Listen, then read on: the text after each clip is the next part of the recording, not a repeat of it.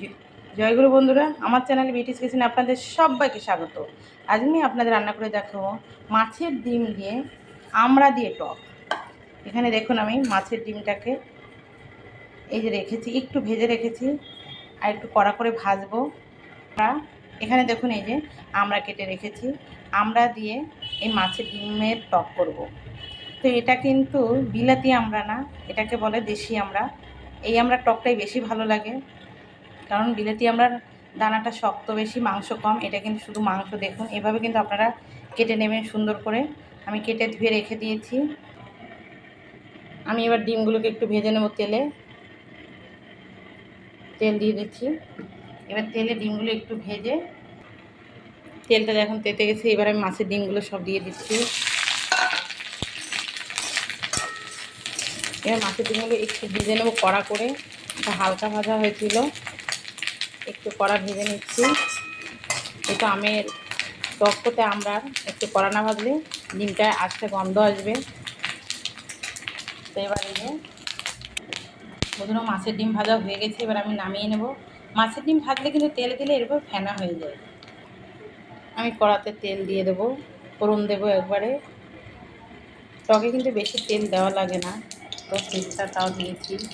আমি ফোড়ন দিয়ে দেবো শুকনো লঙ্কা লাল হয়ে দিয়ে দেবো সরিষা ফোড়ন, কালো সরষে দিয়ে টক রান্না হবে।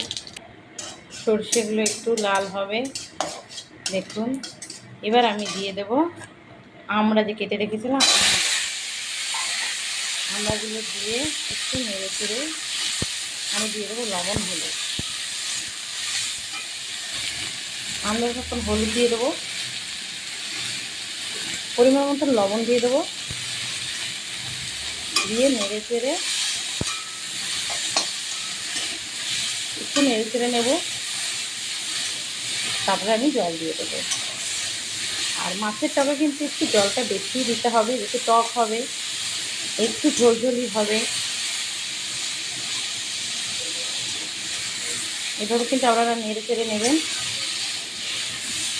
তারপরে একটু ঢেকে দিতে হবে আমড়াগুলো যাতে সিদ্ধ হয়ে যায়। আমি এবার জল দিয়ে দেবো। এখন টক রান্না কিন্তু থেকে আমড়ায় জল দিতে হবে বেশি।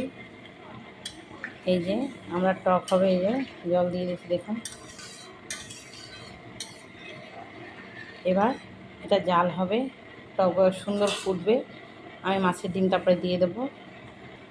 দেখেছেন আমরা টক, এই যে টক ফুটছে আর একটু টক হয়েছে। এবার আমি মাছের ডিম দিয়ে দেবো, যেহেতু মাছের ডিমেও তো টকটা ঢুকতে হবে, তবেই তো টেস্ট হবে। আমি এবার মাছের ডিম দিয়ে দিচ্ছি।